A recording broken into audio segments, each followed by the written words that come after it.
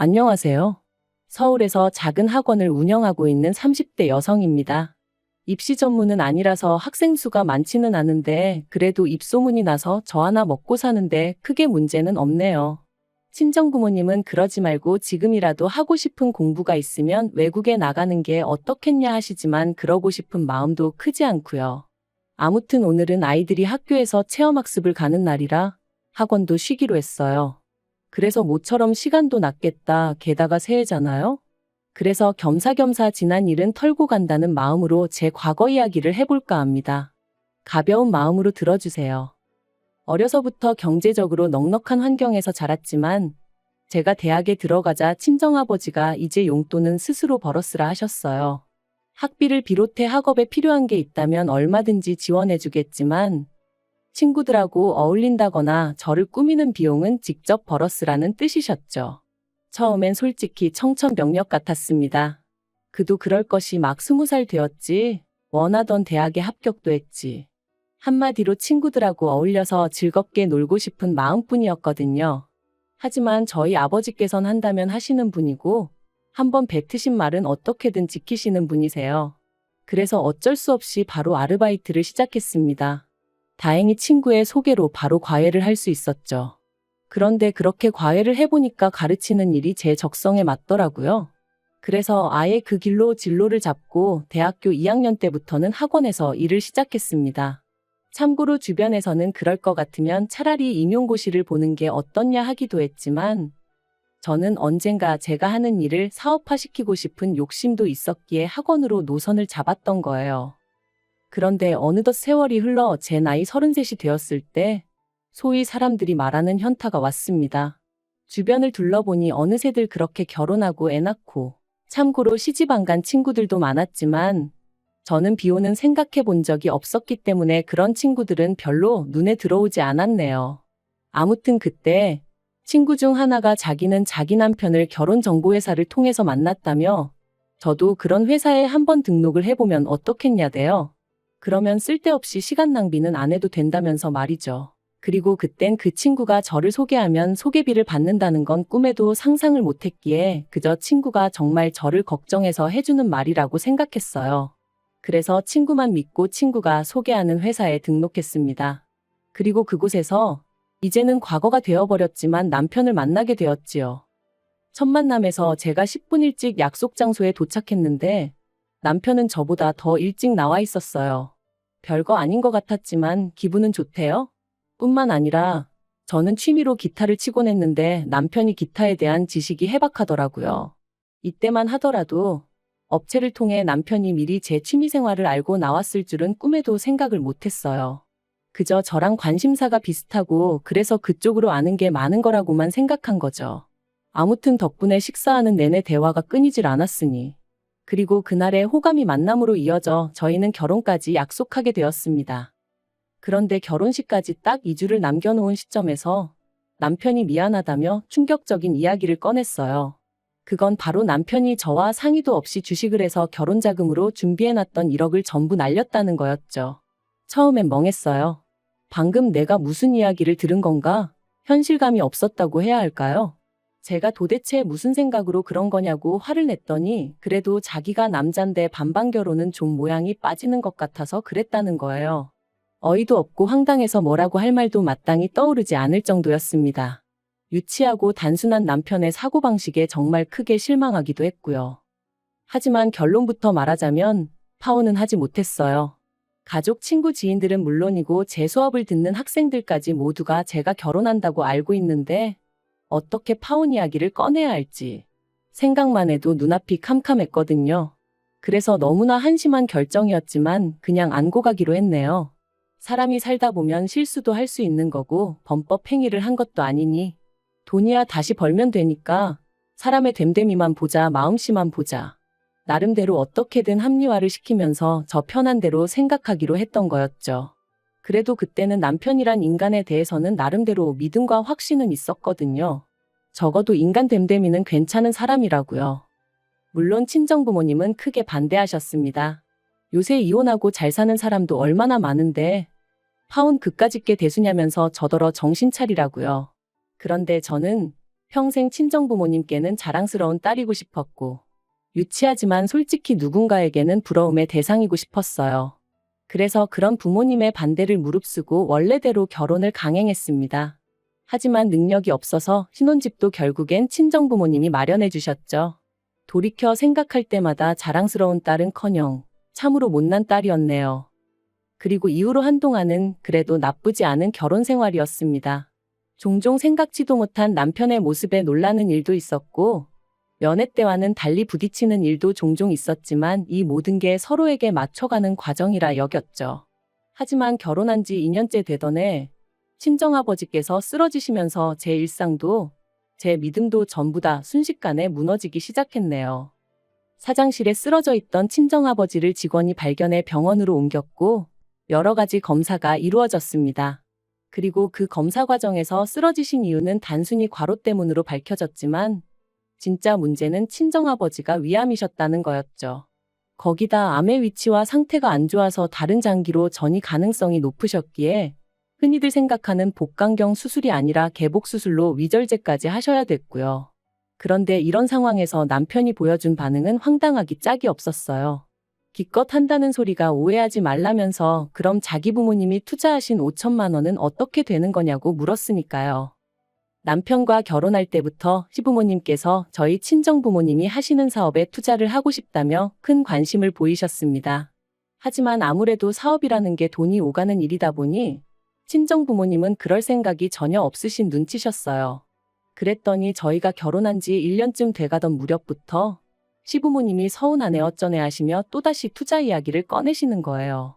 그 무렵 친정아버지 사업이 잘 풀려서 큰 집으로 이사도 하시고 차도 바꾸시고 그러셨는데 아마 남편을 통해서 시부모님 귀에도 이 이야기가 들어간 모양이었죠. 하지만 친정부모님이 하시는 사업은 어디까지나 친정부모님의 소관이셨기에 시부모님이 뭐라고 말씀을 하시건 제가 할 말은 없었습니다. 그러자 급기야는 남편이 저희 친정부모님께 직접 말씀을 드렸던 모양이에요. 그래서 결국 굳이 필요한 돈도 아니었는데 투자라는 이름으로 시부모님으로부터 5천만 원을 받으셨습니다. 그리고 매달 50만 원씩 보내드리게 되었는데 솔직히 무슨 돈 빌려서 이자 갚는 것도 아니고 말 그대로 생돈을 뜯기는 상황이었으니 어이가 없더라고요. 그래서 제가 그렇게까지 해드리지 마시라니까 사위 용돈 준다 생각하고 보내는 거니 너무 신경 쓰지 말라시대요. 그리고 이러면 저도 좀 귀하게 대해주지 않겠냐 하시면서 말해요. 그리고 실제로 그렇게라도 얼마씩 들어가니까 시부모님이 저를 붙들고 더는 니네 집이 어떻고 니네 부모가 어떻고 그런 말씀은 안 하시긴 했지만 그래도 내내 마음이 편치는 않았네요. 그런데 친정아버지가 위암 판정을 받고 나니 남편이란 작자가 대뜸 그럼 자기 부모님이 투자하신 5천만 원은 어떻게 되는 거냐며 사람을 들들 볶기 시작했습니다. 제가 친정아버지한테 말씀드려서 돌려준다니까 누가 돌려받자는 거냐면서 그래도 50만 원씩 들어오다 안 들어오면 시부모님이 당황해 하실 것 같다. 그래놓고 또 다음 날은 그래도 불안하니 돌려달라. 하루에도 몇 번씩 변덕이 죽을 듯하면서 사람 성질을 건드는데 정말 죽겠더라고요. 하지만 더 열받았던 건 그런 와중에 또 기어이 지난번과 마찬가지로 저 몰래 친정부모님을 찾아가 저한테 했던 것처럼 돈 타령을 했던 모양이에요. 황당한 건 친정아버지가 편찮으시게 되셔서 투자가 진행되지 못하는 거니까 1년치 이윤을 미리 더해달라며 총 5,500만 원으로 돌려달라고 했다나요? 남편과 시부모님의 경우 없고 되먹지 못한 셈법에 친정아버지가 정말 이골이 나더라며 그날 오후에 바로 계좌로 5천만 원만 보내주셨다 들었습니다. 그리고는 두 번 다시 투자니 뭐니 말도 꺼내지 말라 하셨다는 거예요. 한편 친정아버지의 병세는 눈에 띄게 호전되고 있었지만 아버지는 느끼신 바가 많으신 듯 했어요. 친정어머니가 하루아침에 혼자 될 수도 있다는 그런 걱정도 하게 되신 듯 했고요. 그러더니 하루는 저를 불러 하시는 말씀이 사업을 정리하고 싶으시다대요.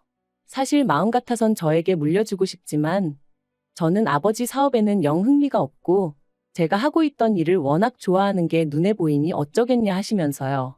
그리고는 앞으로는 어머니랑 전국 방방곡곡 산 좋고 물 좋다는 데 여행 다니며 좋은 거 먹고 재밌게 살고 싶으시다는데 그걸 어느 자식이 반대하겠어요? 제가 정말 잘 생각하셨다고 그렇게 하시라고 했습니다. 그랬더니 친정아버지께서 그렇게 되면 너한테 재산 많이 못 물려줄지도 모르는데 괜찮냐 물으시는 거예요. 깜짝 놀란 제가 한 푼도 안 물려주셔도 된다고, 이만큼 키워주시고 뒷바라지 해주신 것만으로도 너무 감사하니까 그런 말씀 마시라 했습니다. 그런데 이 사실을 알게 된 남편이 저더러 사업장을 물려달라고 하라는 겁니다. 제가 싫으면 자기가 이어받겠다고, 그리고 저희 친정 부모님 돌아가실 때까지 자기가 극진히 부양하겠다면서 말이죠. 솔직히 그런 남편의 말에 100% 신뢰가 갔던 것은 아니에요. 연애 때만 하더라도 성실한 사람인 줄 알았는데 막상 결혼하고 옆에서 지켜보니 이리 뺀질 저리 뺀질, 눈에 보이는 수를 쓰는 게 하루 이틀이 아니었고 집에서 새는 바가지가 바뀌라고 괜찮을 리 없었죠. 그래서 전 처음에 남편의 그런 제안을 거절했어요. 그런데 남편이 사업이 제 거냐 어쩌냐 하더니 기어이 또 자기 발로 제 친정 부모님을 찾아가서는 자기를 믿고 사업을 물려달라 뭐 그런 소리를 했던 모양이 돼요. 그리고 사업 접기를 영 아까워하시던 친정아버지께선 애걸복걸하는 남편이 나름대로 어떤 대안책처럼 느껴지셨던 건지 친정아버지께서 남편에게 다니던 회사 2주 안에 정리하고 출근하라 하셨다는 이야기를 들었을 땐 정말 뒷목 잡고 쓰러진다는 게 이런 기분인가 싶더라고요. 그런데 더 황당한 건 그렇게 남편이 제 친정아버지 회사에 출근을 시작하고 나서 어머님이 하신 말씀이었습니다. 다 키워놓은 아들을 저희 집에서 가로채 갔다며 속상하네 억울하네. 게다가 주변 친척분들에게는 저희 친정아버지 사업을 남편이 물려받기로 다 얘기가 되었다며 아들 없는 저희 집에서 횡재했다 그런 식으로 말씀을 하고 다니셨더라고요. 그런데 솔직히 남편이 일이나 잘했으면 모르지만 그것도 아닌 듯 했습니다. 친정아버지께서 저더러 너는 네 남편이랑 얘기하다 보면 속 안 터지냐 하시는데 그 한 문장에서 정말 많은 게 느껴졌을 정도니까요. 그래서 제가 왜 그러시냐, 무슨 일이라도 있었냐니까. 일을 시키면 배워서 할 생각은 안 하고 어떻게든 요령 피울 궁리만 한답니다. 그래서 누가 뭐라고 좀 하면 남자가 돼가지고는 텃세를 부리네 어쩌네 하면서 꽁에 있고 직원들이 사장사위가 벼슬이냐 그 비위도 맞춰야 하냐며 원성이 자자하다대요. 그리고 그날 밤 퇴근한 남편을 붙들고 회사 생활은 어떠냐 했습니다. 그러니까 기다렸다는 듯이 뭐 자기가 이렇게 지켜보니까 회사 돌아가는 방식의 문제가 한두 가지가 아니라는 거예요. 그러면서 저희 친정아버지가 마음이 약하신 건지 그렇게 안 봤는데 고가사 구분을 못 하시는 것 같다며 자기가 보기엔 아무 능력도 없으면서 월급만 따박따박 가져가는 직원들이 너무 많다고 죄다 모가지를 잘라야 하네 어쩌네 하는데 기도 안 차서 제가 남편더러 당신도 그런 우리 아버지 성격 덕분에 다닐 수 있게 됐다는 생각은 안 드냐 했어요. 그랬더니 저더러 뭘 모르면 가만히 있으라나요? 하지만 남편의 막말은 거기서 끝이 아니었습니다. 시간이 흐를수록 고양이에게 생선가게를 맡긴 게 아닐까 하는 걱정이 들었지만 동시에 남편 또한 저희 친정아버지에게 살뜰히 잘하는 모습을 보였기에 긴가민가 하던 때였는데 하루는 제가 몸이 안 좋아 좀 일찍 들어오게 되었어요. 그리고는 씻고 어쩌고 하는 것도 귀찮아 바로 침대로 직행해 그냥 기절하듯 잠이 들었죠. 그런데 얼마나 시간이 흘렀는지 현관 도어락 열리는 소리와 함께 남편의 말소리가 들려왔습니다. 그래서 아는 체라도 하려고 나가려는데 남편이 뭐가 그렇게 재밌는지 웃으면서 한다는 소리가 얼마 안 남았어요 하더니 일단 회사 사람들 다 내 편으로 만들고 나면 밀어내야지.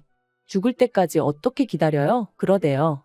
순간 온몸에 소름이 쫙 돋는 게 비록 상대가 누군지는 알 수 없었지만 제가 들었다는 걸 남편이 알면 안 되겠다는 생각만 퍼뜩 들어 침대에서 정말 온 힘을 다해 자는 척을 했어요. 그리고 계속해서 두런두런 말소리가 이어지다 전화가 끊어지더니 이내 안방문이 열렸고 거의 동시에 남편이 아씨 하면서 저를 발견한 듯 했습니다. 저는 그제서야 자다 깬 것처럼 남편을 향해 이제 왔냐 했고요. 티를 안 낸다고 안 내긴 했지만 정말 심장은 터질 것 같았어요. 남편은 뭔가 꺼름직한 표정으로 절 보더니 아니다 하고는 곧장 씻으러 갔고 저는 무슨 스파이라도 된 것 마냥 남편의 핸드폰을 뒤지기 시작했습니다. 그런데 소름 끼치게도 남편의 통화 상대는 어머님이셨어요. 하지만 남편이 언제 화장실에서 나올지 모른다는 생각에 통화 내용은 일단 제 핸드폰으로만 보내놓고 다시 침대에 누워 자는 척을 했죠. 그리고 지옥 같은 밤이 지나고 이튿날 남편은 다름없이 출근을 했고 저는 그제서야 남편과 어머님의 대화를 들어볼 수 있었는데 내용은 충격 그 자체였습니다. 어머님은 남편에게 저희 집에서 아주 당신 아들을 머슴 부리듯 한다며 재수없어 죽겠다 난리셨고, 그런 어머님께 남편이 한다는 말은 적당히 저희 친정아버지 비위 맞춰드려 환심을 사고 이후로 아버지를 몰아내서 회사를 차지하겠다. 그러면 그때부턴 어머님한테 한 달에 100만 원이 뭐냐 200, 300도 드릴 수 있다. 어머님이 저는 어쩔 거냐 물으시니 사람들 보는 눈이 있으니 사업 뺏고 몇 년 살다가 성격 차이 뭐 그런 이유로 이혼하자 하면 지가 별 수 있겠냐고 그러는데 정말 당장이라도 심장이 터질 것 같았고 어째서인지 눈에선 눈물이 주룩주룩 흐르더라고요. 그리고 무려 이틀 동안 저는 남편의 가증스러운 면상을 보면서 이 일을 어찌할지 고민에 고민을 거듭했습니다. 경찰에 신고를 해야 하나, 그냥 내가 먼저 이혼하자고 해야 하나. 하지만 결국 저는 제 나름대로 눈에는 눈 이에는 일을 시전하기로 했어요. 그래서 남편에게 적당한 핑계를 둘러대며 양가 부모님을 모시고 식사 자리를 마련했죠. 어머님은 벌써부터 당신 아들이 사장이나 된 줄 아셨는지 있는 대로 콧대가 높아져 계셨는데 아마 모르는 사람이 봤으면 어머님 아들이 저희 가족 먹여 살리는 줄 알겠더라니까요. 한편 어느덧 분위기가 무르익어 갈 때쯤 제가 사실 양가 부모님을 모신 데는 다 이유가 있다 하고는 남편 앞에 서류 봉투를 내밀었습니다. 남편은 영문을 모르겠다는 표정으로 저를 잠시 보더니 무슨 김칫국을 처마셨는지 이거 뭐 계약서 같은 거냐며 싱글벙글 봉투를 열어보더라고요. 하지만 그 서류 봉투 안에는 제가 먼저 작성한 이혼신고서가 들어있었어요. 당연히 남편 얼굴은 이미 잿빛이 되어서는 이게 지금 뭐 하자는 거냐대요. 어른들까지 다 모셔놓고 이게 무슨 짓이냐며 말이죠. 그래서 제가 제 핸드폰에 있던 어머님과 남편의 통화를 틀었습니다. 아니나 다를까 이내 어머님과 남편은 저더러 끄라며 난리가 났고 아버님과 저희 친정부모님 표정은 있는 대로 심각해졌지요. 제가 남편더러 내가 이 내용을 듣고 얼마나 소름이 끼쳤는지 아냐고 그런데 내가 너랑 살고 싶겠냐 했습니다. 친정아버지께서도 머리 검은 짐승은 거두는 게 아니라더니 당신이 아주 헛짓거리를 했다며 크게 노하셨고요. 그리고 당연한 결과로 친정아버지가 남편을 해고하셨어요. 남편이 억울하다 자기의 능력만 봐달라 그러며 매달렸다는데 친정아버지가 너무 어이가 없어서 콧방귀가 다 나오셨다네요. 그런데 문제는 친정아버지 회사에서 잘리고 나니 남편도 눈에 뵈는 게 없었는지 더더욱 이혼은 못 해주겠다고 나오더라고요. 그래서 결국 소송했고 1년 만에 이혼했네요. 다만 법이라는 게 남편이 어머님하고 그런 통화를 했을 뿐이지 그렇다고 직접적으로 저희 친정아버지한테 어떤 위해를 가한 것은 아니라 그에 대한 책임을 물기는 어렵다는 거예요. 황당했지만 나라법이 그렇다는데 제가 뭘 어떻게 할 수가 없잖아요? 그래도 소송 자체는 제가 승소하여 이혼하게 되었으니 그걸로 만족하는 수밖에 없었네요. 그런데 그렇게 이혼하고 나서 반년쯤 지났을 땐가 남편에게 연락이 왔어요. 어이없게도 한다는 소리가 이제 이혼해서 완전히 남남이니까 자기가 다시 저희 친정아버지 회사에 이력서를 넣겠다는 거예요. 그리고는 한때 자기를 정말 사랑했던 게 사실이라면 눈 딱 감고 자기 좀 뽑아주라고 친정아버지한테 말 좀 해달라면서 자기가 집에 있으니까 어머님이 너무 속 터져 하신다고 저더러 어머님 성격 잘 알지 않냐면서 좀 도와달랍니다. 정말 황당하고 어떻게 사람이 이렇게 뻔뻔한가 싶더라고요. 그리고 물론 그런 소리를 듣고 제 마음이 흔들렸을 리가 있나요? 미치려면 곱게 미치라고 그랬습니다. 사람이 더 이상 잃을 게 없으면 염치고 체면이고 그런 것도 없나 보죠? 정말 사람 달리 보이더라니까요. 뭐 어쨌든 지 인생 시궁창처럼 살든 말든 제 알바는 아니니 더는 연락 같은 거 안 해줬으면 좋겠네요. 당분간은 뭐가 됐건 간에 저 스스로 제 자신을 돌보며 지낼 생각입니다. 사람 보는 눈도 좀 기르고요. 그리고 그렇게 건강히 지내다 보면 또 어떤 식으로든 행복이 찾아와 주겠죠?